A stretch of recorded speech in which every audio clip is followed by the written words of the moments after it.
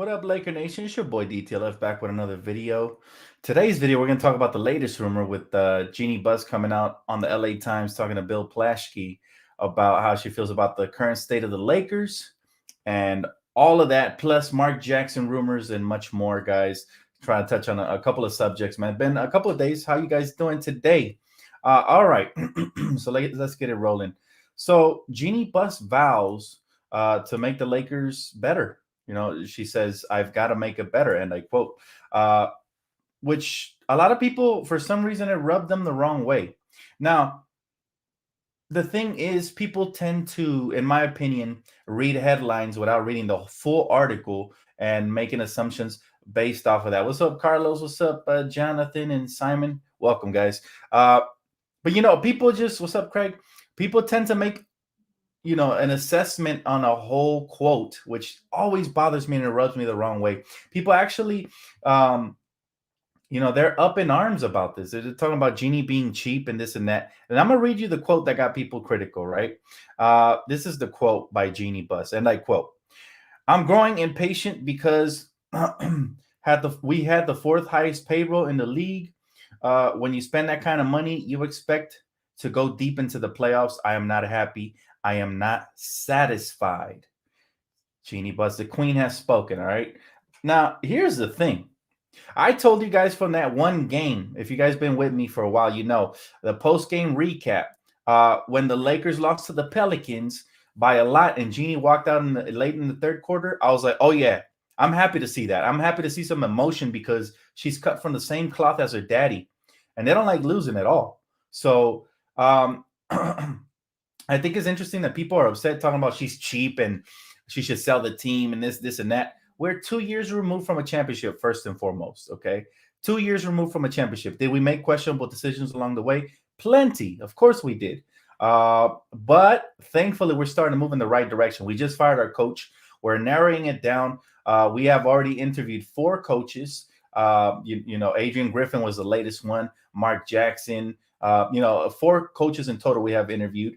And the Lakers are continuing to move the process along. However, her saying she's not happy and she's not satisfied is a great thing for Lakers Nation. She's not saying she wants to cut back her budget costs. That's not at all what she said. Just from the quote. All right, now go read the whole thing.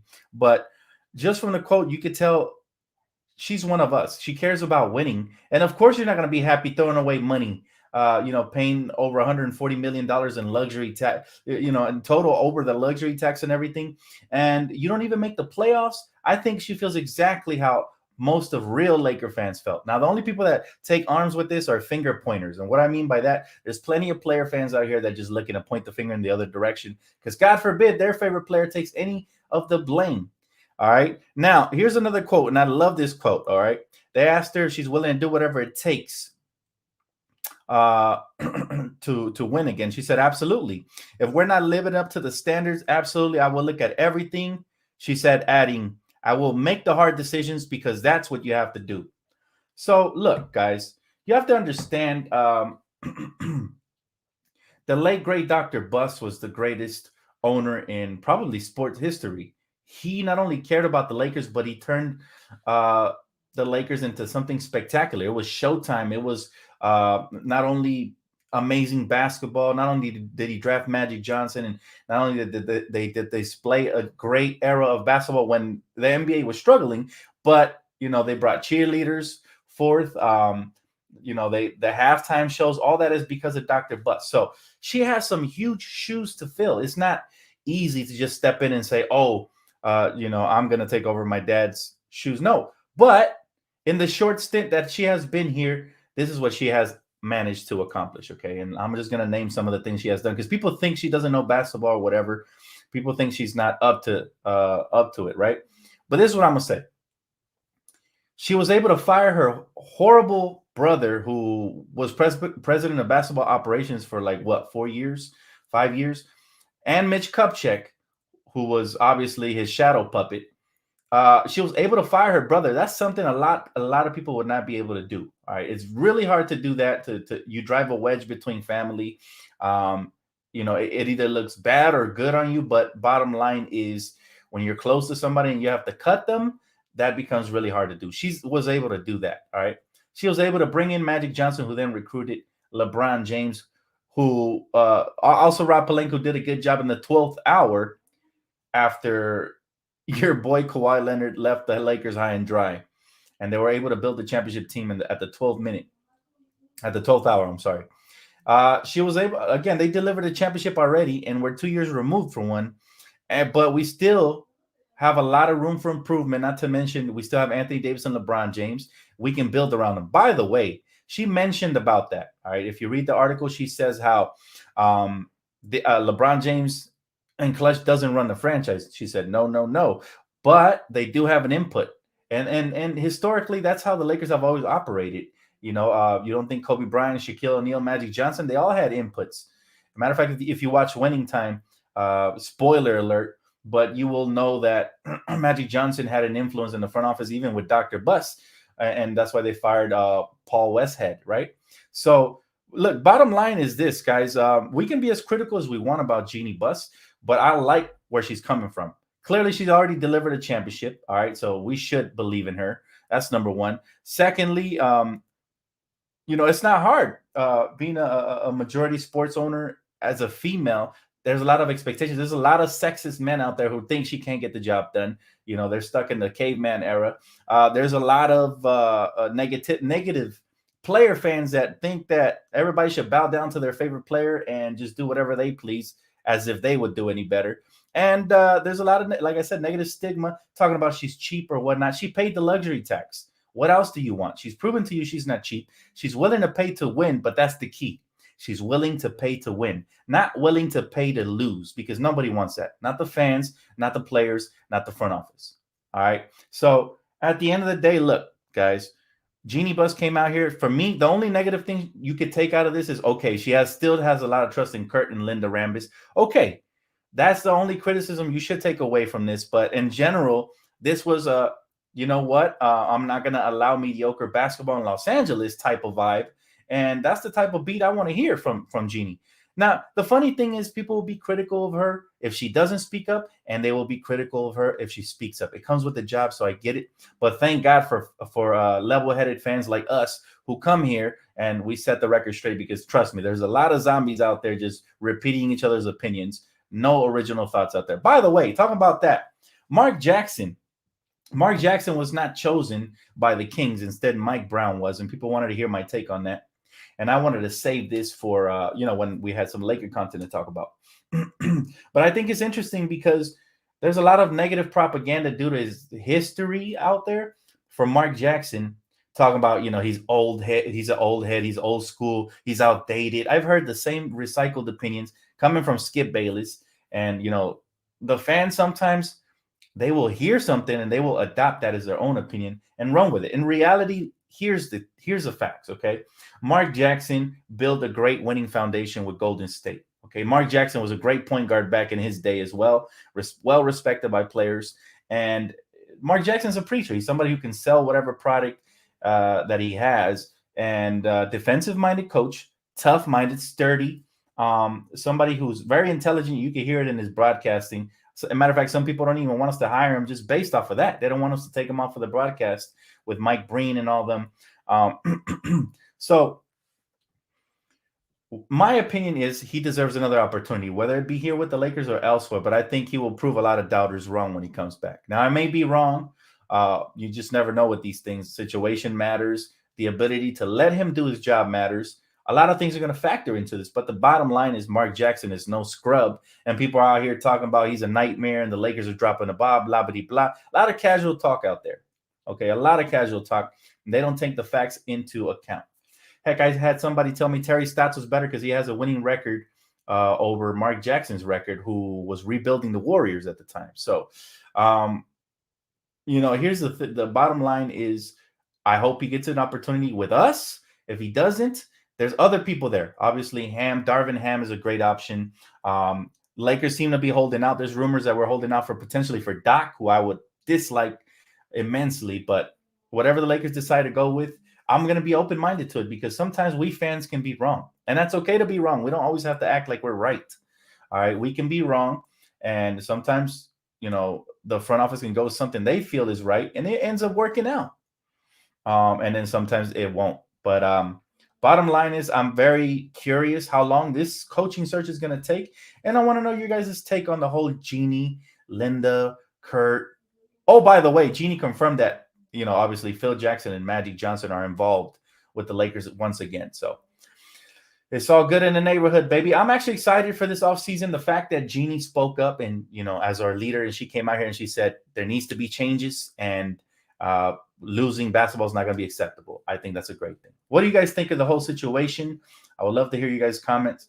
I'm going to go ahead and read some right now. He said, Mark Jackson is garbage, bro. Had the Warriors and was trash. Stop hyping him. He had the Warriors when they were young. There's a difference. Everybody knows young teams ain't going to get far. I told you guys about Memphis. They're not going to get past Golden State. And you want to blame the injuries, that's fine. You want to blame anything, that's fine. But facts are facts. All right, let's not sit here and act like the Golden State Warriors were, these Warriors that are here today, established and all that. So that's not a very good take, man. And I'm going to keep hyping them because I feel hyped about them. I'm not going to stop and swim with the current because you tell me to, bro. No disrespect, but that's just how I feel. He said, Dan, what do you think about Jeanie Buss defending Kurt and Linda Rambis? Does she have a point, or should the Laker fans be concerned? Here's my take on that. Nobody was upset about Kurt and Linda Rambis. Matter of fact, I don't think a lot of people were aware of this when we won the championship in 2020. So could we maybe be overreacting, myself included? Yes, maybe we could. But that's what we do. It's our jobs as fans to overreact when we struggle like this. And thanks for a donation, by the way, bro. However, Kurt and Linda Rambis, I do agree with the fans that they should not have that much power. And they could be advisors all they want. They could be her best friend. They could be her damn shrink for all I care. I don't care what kind of relationship you have. Bottom line is they shouldn't have as much power. I prefer Rob Pelinka to have that kind of power. He's our president of basketball ops for a reason. And after that, they want to get advice from Magic and Phil Jackson. Completely fine with that. That's my take on that situation. But I do think it's interesting how we are panicking, obviously, for Kurt and Linda. And at the end of the day, we weren't doing that when we won in the bubble, right? Nobody even knew they were involved till we started struggling. But that's usually how stuff happens, right? You start struggling, and then boom, all these rumors come up, and all this panic happens, and the finger pointing.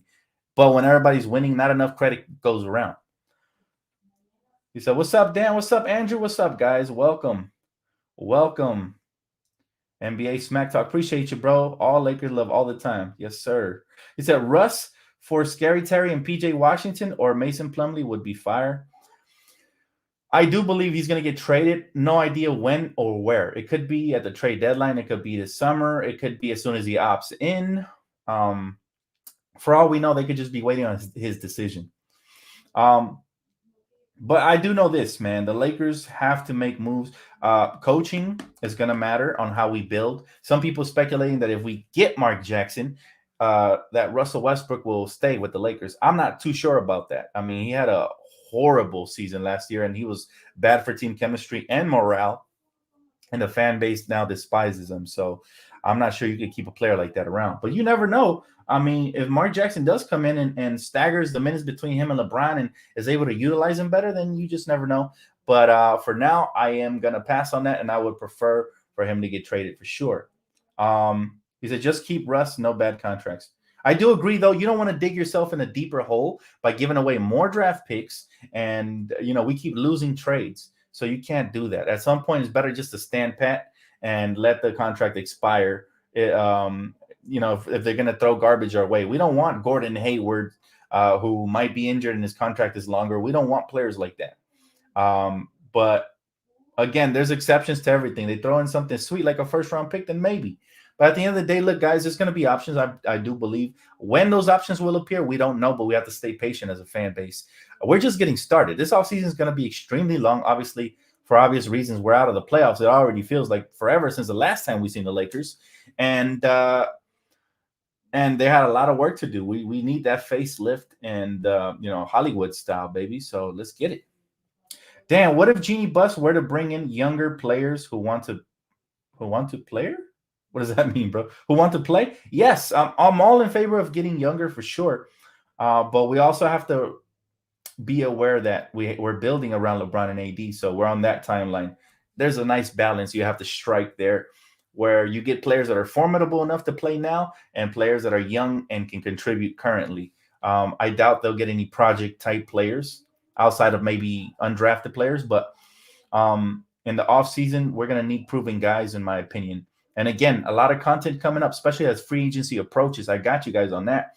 But we're gonna need some gems. We're gonna need to find some gems. The Lakers already started working out players, even though we don't have a draft pick, which tells you either A, they're gonna look to move up and buy a draft pick, or B, they're looking to get any gems that slip and go and draft it, just like last year with Austin Reeves. So he said, Dan, how are you gonna feel if Russ stays till the trade deadline? Depends on how he performs. If he comes in here as a different player under a different coach, then maybe I'll buy into it. But like I said, I much prefer. I don't believe in Russ no more. I think his ego is too overinflated, and I would prefer to move on from him as a Laker fan first, right? I think moving on from Russ is the right thing to do now. Now, if they want, listen, if they're trying to take an arm and a leg in the trade, then there's no point of moving on from Russ. But we do need a coach that comes in here, and this is why I want Mark Jackson. This is why I don't get people telling me not to hype Mark Jackson. Mark Jackson takes bullshit from 0 people, even front offices. So isn't that exactly what we need? I don't know, guys. There's a lot of controversy out here on Mark. I know a lot of old stories popping up and stuff like that. But look, I believe in second chances. I think he's very knowledgeable of the game, and I like what he did with Golden State. Now, we'll see. And I don't get this whole he's too old school, or, I don't get that. Because sometimes old school is the best school, man. Sometimes banking down low and playing to your advantages is the best thing you can do.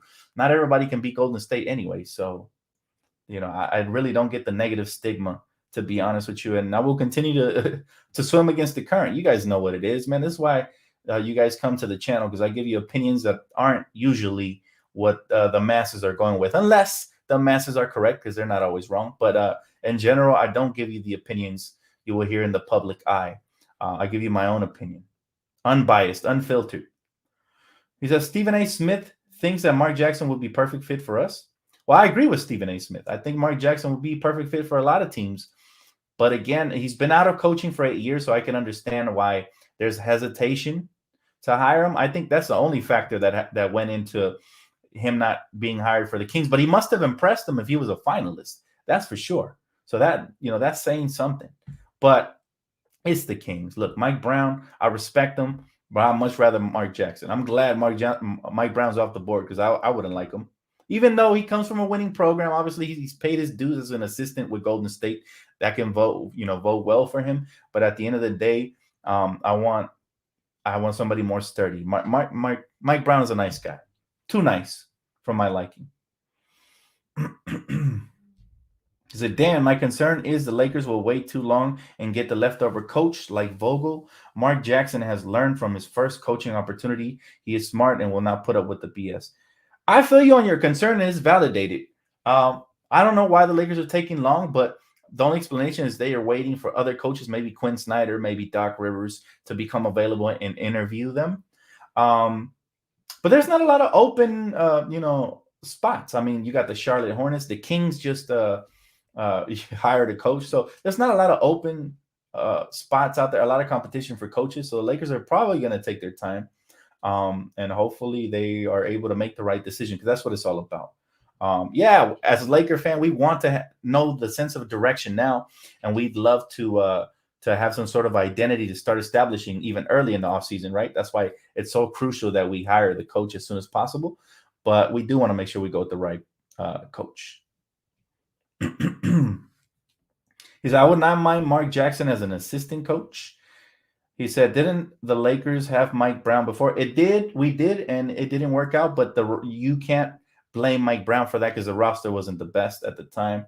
Well, actually, did we have Mike Brown for the Steve Nash era? Dude, I forgot already. We run through so many coaches, I forgot what era the Mike Brown era was. But I remember Mike Brown, and it didn't work out. He's too much of a nice guy, to be honest with you. Lakers should focus on building draft picks again. Warriors drafted 2 prospects. I believe they have better place in the West and present and the future than the Lakers for sure. The Warriors have done an exceptional job of staying relevant now and building for the future, right? Obviously, they got Jordan Poole, they got Kuminga, they got that Moses Moody kid. Obviously, I even forgot. They did drop the ball, though, when they didn't draft LaMelo, because they had too many guards. You can never have too many guards if there's that much talent in the draft. But I do like James Wiseman. I think he'll make a career for himself. But yeah, you're right about that. They also lucked out because there was a couple of times they were on the verge of making the playoffs and they ended up missing them and they ended up keeping their draft picks. There's also a couple of trades they made that helped them, and not to mention the fact that Steph Curry being lowballed because of the ankle injuries really set them up for all this success they're having. So maybe if he takes the max contract at that time, they're probably one championship short. So again, everything has to line up for you perfectly. For you, championships, they don't happen by accident, but everything does have to line up. And for our Lakers, things are going to have to line up. We've lucked out with some young draft talent. We also got some gems, some diamonds in the rough this season. Hopefully, we're able to hold on to those. But it takes a perfect storm to win a championship, and hopefully we can start heading in that direction at the very least this upcoming offseason, right? He said maybe the Lakers should go in a different direction, like the Celtics, trade LeBron for draft picks and build around Anthony Davis and Melo.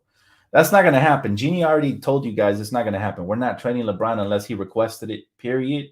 And that's not the way the Lakers operate. Now, the Celtics, they operate however they want, but that's also the reason they struggle in recruiting free agents. Let's be real. They've had to pay for a couple of free agents. They had to overpay for a couple, and it hasn't worked out. But I do believe in karma. And look, I don't think Boston will win a championship the way they did Isaiah Thomas, and just a couple of things they've done, recycling some of their star players, getting rid of Paul Pierce, he gave them the whole career, getting rid of, a couple players.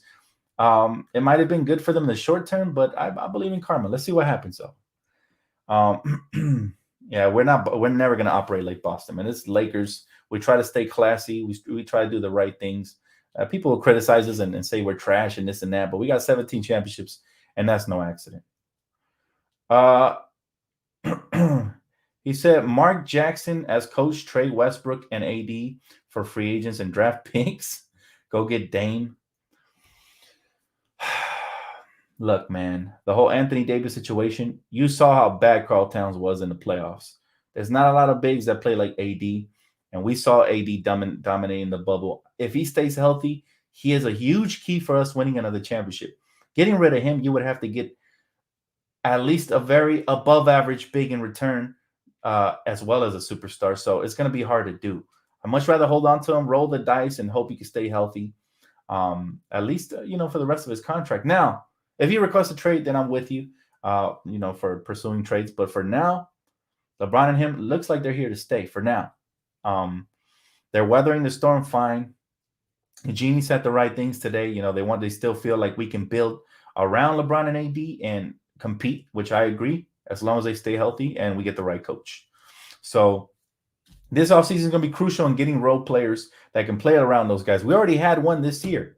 Malik Monk was huge in that role. I think he was our third best player, if I'm not mistaken. So we had one already. It would be crucial to retain him. We have other role players like Austin Reeves who could play off ball and do certain things like play defense. We had, diamonds in the rough like Stanley Johnson who could fit in any scheme because they play defense and they hustle and they play hard even when they're not knocking down shots. We had obviously, like I said, we had a couple of pieces that I think are worth bringing back, and then some that maybe we should pass on and go more in a young direction. But a long off season ahead, man. I can't wait. I can't wait, honestly, for July to roll around because that's when it really gets good, right? Right after the draft, the free agency. We already should have an identity as the coaching staff should be assembled by then. And then, summer league around the corner. That's when it starts getting really, really good. But for now, we're just going to sit back and wait for some good news on the coaching front. Now, I want to know, who does Laker Nation want? Again, in the chat, because this chat is a lot more educated than a lot of Twitter chat. But who does Laker Nation want as a head coach? Do you guys believe Mark Jackson's not that guy? Who else would you put in place? And as far as you just tell me why or why not. I would like to read some comments why or why not. Let's see if we have some good substance here. He said, DTLF, can you run down who we have under contract next season? Well, we have LeBron, we have AD, we have Westbrook, we have THT, we have Austin Reeves, I believe so, team option, I think. And who else do we have for sure? Is that it? I think that's it. I think we have like 5 players in the contract currently, but not a lot of cap space due to the 3 max contract. So Mark Jackson, Ham, Mark Jackson, if not Mark Ham, Darvin Ham or Mark Jackson. So it seems to be that the majority of us Laker fans agree that those should be at the top of our list, at least for now, unless others become available. But yeah, I agree with you guys. Mark Jackson, Darvin Ham, I'd be ecstatic with any of those coaches. I agree. Dan, I'm worried about Malik Monk. He said he was on a contract year last year, and most players let the foot off the gas once they sign that contract. Not Malik Monk, man. Trust me on this. Malik Monk is a certified hooper. He's really just always been waiting for his opportunity. I've been watching this kid since Kentucky. I've been raving about him. I had him in a draft video for the Lakers to get late in the first round. Malik Monk is a certified bucket. Now, he's still only 23 years old. All right, so you don't have to worry about him. He's not going to let his foot off the gas. Usually, that tends to be certain players that have questionable skill sets, like the Jeremy Lins or the Kendall Marshalls of the world, or even Nick Young, because Nick Young was too distracted with the outside world, outside of basketball. So those are the ones you should worry about. Malik Monk cares about hooping. You know, he's a real hooper, and he's somebody who I think will be a problem in this league so long as he has the opportunity. Now, if we sign him and a new coach comes in and just buries him at the end of the bench and then he can't catch a rhythm, then that'll be a coaching problem. But I don't think it'll be a Malik problem. He's something else. I love me some Malik Monk. Jackson, Ham. He said Thibodeau was treated wrong. Not Doc or Snyder. Oh, you said you don't want Doc or Quinn Snyder. I don't want Doc. I have no problems with Quinn Snyder, but he's not at the top of my list. Is none under contract? I believe he is. I'm not sure if it's a team or player option, but if it's a player option, he's probably going to opt in due to the injury anyways. So, yeah, I believe he is under contract. My bad. I forgot about Kendrick Nunn. There you go. Nunn opted in for 1 more year. I'm not sure if that's official, but yeah. The Lakers have 7 players. You forgot about Stanley and oh, yeah, but those are team options, though, aren't they? So we can opt out of those if we need to sign somebody else. But, yeah, I mean, those are team options. So, yeah, you're right, William Scott. Thank you for reminding me. Yeah, Stanley Johnson and Wenyen Gabriel, who also I think were diamonds in the rough, who are, journeymen in this league early in their careers and can really carve out a niche on a championship contender potentially if we get the other right pieces around them. But I like those guys a lot. Especially, look how the playoffs are going. There's a lot, it's not really that offensive. There's some games that where, teams don't play defense here or there, but for the most part, it's defensive games. And I think those players that we mentioned, are gritty, tough defenders who can get after it. And if they can knock down shots, sky is the limit for us. He said Lakers should formally apologize to D'Angelo Russell and try to trade for him. Now, D'Angelo Russell is a very, very good young player, but he plays zero defense, okay? He's a problem defensively. He's not going to fit in on this team. As a shot maker, heck yeah, I take him. If they said Russell Westbrook for D'Angelo Russell, heartbeat, I do that. But should it be a priority on our team? No, because we got plenty of guards who can already score. We need some more wing size, some inside and interior presence defensively. And again, we have plenty of guards who can score. I mean, Malik Monk is there. Talen Horton-Tucker, whether y'all hate him or love him, he still can get buckets, all right? He just needs to do it consistently. Austin Reeves, he showed us a glimpse. So we got plenty of guards who can put the ball in the hole, not to mention, obviously, LeBron and AD. Scoring is not a problem. And therefore, of course, D'Angelo should not be a priority. However, for the right piece, yeah, I do that. How do I feel about Steve Clifford? He's solid. Definitely not at the top of my list, but he's solid. He's not a bad coach. Would I be mad if they hire him? No. Would I be mad if they hired Adrian Griffin? I prefer Darvin Ham, but Adrian Griffin just got an interview with the Lakers, so there's that. From the Toronto Raptors. Lakers gonna have options. What's ironic is that when we fired Frank Vogel, a lot of people were saying Lakers not going to be able to hire another coach because of the bad taste in the mouth and blah, blah, blah. I told you, this is the Lakers, man. If they don't want it, they don't want it. Bottom line. There should be coaches lining up, which early on, we're getting plenty of interviews. So I knew that wasn't going to be a problem. That's just a lot of people drinking haterade.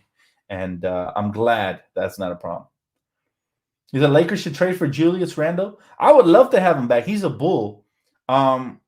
But the floor spacing, you always have to question that. Although I do think if we do go small ball route, you move AD at the 5 in the fourth quarter, you put Julius at the 4 with LeBron at the 3, that could potentially be really lethal as far as mobility and all that. And Julius Randle is a willing and capable defender when he wants to be. But in general, he's not really known as a defender. And sometimes, even though he has a high motor, defensively, you question his lack of effort. I've seen him. The Knicks are my second favorite team. So I watch a lot of Knicks games, and I saw. Well, I'm not sure if it was because the fans were booing him or not, but I saw a lot of lack of passion on the defensive end. Where last year it was there, and he was looking like the most improved player and all this and that. Right? He made the All-Star team and all that, but it could be the environment. But there's no excuses. Julius Randle now is at the point where he needs to become a consistent player on both ends of the floor so that he can have a long NBA career. Because if he's just good offensively but inconsistent, then eventually he's going to end up being a journeyman, maybe in his 30s. And we don't want that for Julius because we love all ex-Lakers, man. But I would love to have Randall. He's a bully. Him and AD could definitely do some damage down low. I think they already – didn't they play? No. Yeah, they played together in New Orleans, right, for 1 year when we cut him, I think. So, yeah, they look nice together already. So we've seen that. But I'm only giving Russell Westbrook up for him. I'm not giving up nothing else. That's how I feel about it, though. If I had to, there's not a lot of trades to be had out there, I'd do that. But Russell Westbrook, I do think it's going to be some suitors. Don't be shocked. There's a team that has, don't be shocked if the Thunder pop up as a potential landing spot back for him. What about Stan Van Gundy? I do like Stan. I definitely like. Is it Stan or is it Jeff? I like the bald one. All right, the one with the bald spot on the top of his hair. That's the one I like. I always confuse them both. Oh, the Van Gundy brothers. They're both analysts. They've both been coaches, so I confuse them. But yeah, I'm not sure if it's Jeff. I think it's Jeff. I like Jeff better. All right, than Stan. And again, people will say, "Oh, he's old school or whatever." I don't give a damn if he's old school, new school, lame school. I don't care. That's a poor excuse not to hire a coach. Oh, because he's old school, he needs to adapt to these analytics. That's bullshit. Sometimes old school is better and tougher than the new school anyway. So that is so dumb. Like I don't ever want to hear nobody in this chat say, "Oh, we shouldn't hire him. He's too old school." What? Since when is that a bad thing? Experience matters. Old school is old school for a reason because they have experience. They've seen it, done it, been there, all of that. So you can really throw that label on anybody if you think about it. So yeah. He's like, you always confuse them. I know. Can you blame me though? They're both Van Gundys. They've both been coaches and analysts, though. It is very confusing, man. Media has to talk about the Lakers for better or worse. We got too many fans worldwide. Media wants the ratings. That's a fact. I'm not tuning into ESPN unless they talk about my Lakers anyways from time to time. So, yeah, that's a fact. And we're the belle of the ball, man. We're the life of the party. NBA ain't shit without the Lakers. That's the bottom line. So I'm glad they talking about us. But how about they put some respect on our name because we got 17 of them things, man. Thanks, Sean. I appreciate you, man. I appreciate all the positivity, guys. Let me make a quick little pause for my sponsor prize picks. Again, perfect time to jump in, dive in. Promo code DTLF right now. These playoffs have been very predictable. I've basically been calling all these series, except for the Boston Celtics versus Milwaukee one has been the most shocking because Boston's been right there. But outside of that, it's very easy to go above or under on a lot of these picks. So check out prize picks for sure, guys. He said, we don't need the Celtics winning a chip. They're not going to get past Milwaukee. I'd be shocked if they get past my championship favorite team, Milwaukee Bucks. There's been some close games, but we do have to factor in the fact that Chris Middleton is not in there. So obviously it's going to be a lot more competitive. But Boston has gotten away with a lot of BS. Let's be real, man. And I want to talk a little bit about the playoffs just to shift gears right quick. Boston gets away with a lot. I seen Jason Tatum look like a push-off P with his offhand, and that doesn't get called, right? But I'm okay with that as long as they do it for both parties. Now, that last game, it looked like all the calls were they were just going to make sure that they they extend the series. They didn't want another 3-1. So um, it's going to be one of those things where I think it's going to be interesting if it goes to 7, but just pay attention to the officiating. All right. Now, on other series, they've been extremely soft, calling everything, all the flops. I'm not enjoying the Dallas Mavericks Suns series, even though I'm rooting for the Mavericks because of the flopping. It's disgusting to watch. It's not the brand of basketball I like. All right. But I mean, Luke is doing what he's got to do because the Suns are going to flop all day. So I'm not even mad at him. And I thought it was funny. Lil Wayne called him a hoe, obviously for obvious reasons. He's friends with Chris Paul, so clearly he's sticking up for his pal or whatever. But look, bottom line is they're all flopping. Everybody in that series is flopping, and it's been kind of disgusting to watch. NBA got to do something about that because gone are the days when playoff basketball was tough and gritty and stuff, and people will point at the Memphis Grizzlies series. No, there's a bunch of crybabies in that series. Everybody talking about broke the code. Man, these are hard-ass fouls. Do you guys really think Gary Payton, no, I'm sorry, not Gary Payton, Dylan Brooks knew that when he whacked Gary Payton the second in the head, he was going to fall on his elbow and break it? Like, what is he, psychic? Nah, man. Now, clearly it was a hard foul. And I do think it was unwarranted, a little bit dirty, but nobody was trying to injure nobody there.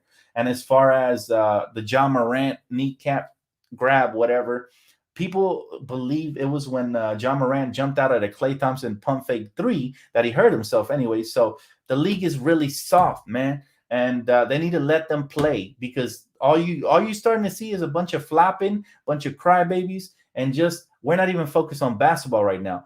As enjoyable as some of these playoffs, the games have been, some have been the opposite, man. And I hate it when the officials get too involved and they decide games. I hate it when the flopping gets rewarded, and I definitely hate all the crying that's going on. So it's unfortunate, man. Would I bring back Wesley Matthews? He's been playing great for the Bucks. Of course. I never wanted to let him go. I thought he came on strong for the Lakers on his last year with us, right? At the end of the year. He was only here for 1 year, but at the end of the year, rather, he started off slow, but I knew his veteran leadership would carry, and I thought he was great, even though we got eliminated early that year. So, Dan, if we don't get Mark Jackson as a coach, I hope we get Darvin Ham. We'll be back next season. Just move Russell. He said, just move Russell, Dan. And what did you think of the Dallas fans pushing CP3's mom? That is unacceptable, man. We never put hands on nobody's family members. I don't know how they were able to restrain Chris Paul. If somebody puts hands on my family members, I'm getting suspended. I don't give a damn, man. I like the rest of the playoffs going out the door, family first, all right? But, yeah, I mean, look, that's ridiculous. Unwanted hugs, whatever. You don't put your hands on nobody else's family. NBA fans got to act better or just stay home. If you're going to act a fool, just stay home where nobody can see you because that shit is ugly. He said, would you trade Russell Westbrook for Malcolm Brogdon and Buddy Hield? In a heartbeat, yes. Those are exactly the type of moves one has to make to become a contender, right?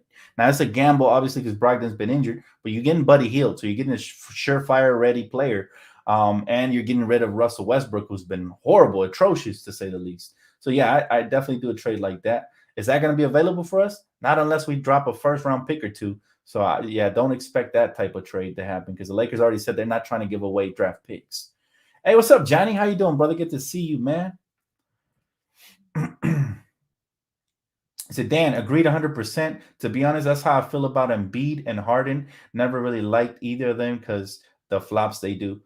Yeah, man, and I haven't really watched that series at all. At first, because Joel Embiid was hurt, so I thought Miami would run away with it. But now, because the flopping is just out of hand, so I just flip the channel whenever they play. I cannot watch those teams. Well, in particular, the Sixers. I don't enjoy the flopping, man. I got nothing against the players. I think Joel is a phenomenal talent. I think he truly could be a champion someday if they build the right team around him, the right coach, and he stays healthy, obviously. But I don't believe in James Harden. So whatever happens in this series, I expect them to get eliminated either in this one or in the next one. I don't think they'll get to the finals. James Harden is inconsistent. He barely had like one good playoff game, and people riding his coattail now. So.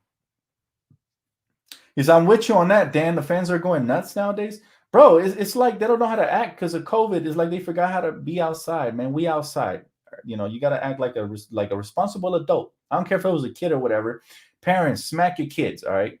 It's not abuse. Just smack them once in a while because they need it, man. These kids are soft as hell. They play too much Fortnite and shit. Like smack them around just a little bit, just a little bit. You know, I'm not saying abuse your kids. Don't get it twisted, but just these kids need to some sort of discipline because man, they're out here hugging strangers and shit. Like, what's wrong with you, children, man? He said retirement squad is enough. Suns are gonna get cooked by the Warriors. Feel like it's just their year to win it all. Um, I don't know if the Warriors will win it all, but I did predict Bucks Golden State Finals. Um, Now, I would love it if it was Dallas instead of them because obviously Dallas is fun to watch. Um, the Grizzlies aren't gonna. I told you guys, Grizzlies weren't gonna get out of the second round. People didn't want to believe me. All right, John Morant's been great, but they're just too young and too inexperienced, and the close games are gonna lose them like they have been all series long. Give them a year or two more, and they're gonna be a real problem. Though they got a bright future. But I am glad they're getting humbled because they were too cocky. I still remember when John Morant said he was happy to send Laker fans home sad with their banana yellow jerseys. Like I don't like talking down. I don't like his ability to try to talk down upon Laker fans. We're royalty, man. 17 of them things. So you're looking up at us at Laker Nation, John, not the other way around. Even though I am extremely impressed by his skill set, and I love his skill set, but this is good for them, because you got to take them tough losses to learn from them, humble yourself a little bit, and then come back stronger and better than ever. So, this is nothing out of the normal. I knew they were going to lose in the second round. They got an easy opponent with Minnesota in the first round, even though they got a bright future too if they just, correct some of that cockiness. But all in all, it has been a fun playoffs overall. Don't get it twisted. I'm not saying I hate the playoffs. I'm actually enjoying them. I wish my Lakers were there. Obviously, I'd enjoy them a lot more. But it's been fun to watch. I just, again, commissioner got to do something about this flopping and all this officiating and all this stuff because we don't pay to watch the refs award the wrong team. I mean, did you see Steph Curry? Did you see his flop when he went up for the rebound and he ended up in the first row? Like, bruh, like that was such a flop. Like, if I could see it from home, I'm sure the officials could see it, but why are they rewarding that? I don't know. Not a fan of that. Suns were absolutely fools not to draft Luka Doncic. Oh, can you imagine Luka and crybaby Booker in the backcourt? Yeah, that would have been a problem for sure. But the flopping would have been out of this world, bro. I wouldn't look forward to that. So he said Boston versus Dallas would be fire. Nah, I'll pass. I don't want to see Boston in the finals. Look, as long as Phoenix and Boston don't make it, I don't care who else takes it. That's just my theory, man. Boston and Phoenix, I don't really care who else takes it. People will say, well, what about the Warriors, Dan? I don't like the Warriors, but I don't hate them. I mean, they never did shit to us Lakers. They never eliminated us or talked smack to us or nothing. LeBron fans probably won't like that, but again, I'm a Laker fan first, so whatever they do is not going to bother me. If anything, it puts pressure on LeBron to win another one so he can, be higher than his counterpart, aka his rival Curry. But look, as long as it ain't Boston, who for obvious reasons, and the Phoenix Suns, who are just cocky and they arrogant and they think they deserve to be paper champs, right? So as long as it ain't those two teams, I'm happy. Clippers didn't get far. They didn't even make it out of the play-in, so I'm happy about that. Who else got eliminated? Timberwolves, they were real cocky, pounding their chest against us, and they got humbled in the first round, just like I predicted. The Timberwolves are about to get humbled. I'm sorry, the Grizzlies are about to get humbled. So, I mean, nothing really has surprised me so far in the series outside of Boston. I thought they were not ready yet to compete with Milwaukee, and so far it's 2-2. But again, the officiating has been horrible on that one. Both ways, there was a play that they missed versus Milwaukee as well in that series. So I'm not going to say it's just been a strictly horrible officiating in the favor of the Celtics, but most of it has been. He said, Dan, trade Westbrook and THT for Terry Rozier and Cam Reddish. That's something I would consider, even though I like THT because I think Cam Reddish is excellent as well. Been a fan of his since Duke. And Teddy Rozier, well, he's one of the underrated guards in the league. He's not one of the best guards. I'm not saying that, but he's definitely underrated, and he could put in work. I like his speed, change of pace, and his ability to create for teammates. So I wouldn't mind that at all. But to be determined on that whole trade scenario situation, guys, because it's about to get real spicy. And I'm here to cover every step of the way. Thank you guys so much for tuning in today, man. That's going to wrap it up for me. But don't forget to smash the like button and subscribe if you already haven't for, year-round Lakers content and much more. Got a track coming out. Hopefully it'll be done by this week. But if not, early next week, man. I've been working overtime on that track. It's super sick. So I hope you guys enjoy it and listen to it and smash the like button on that. And on that note, guys, have a great rest of your day. Thank you guys so much again. And I'll see you guys on the next one. All right. Peace out.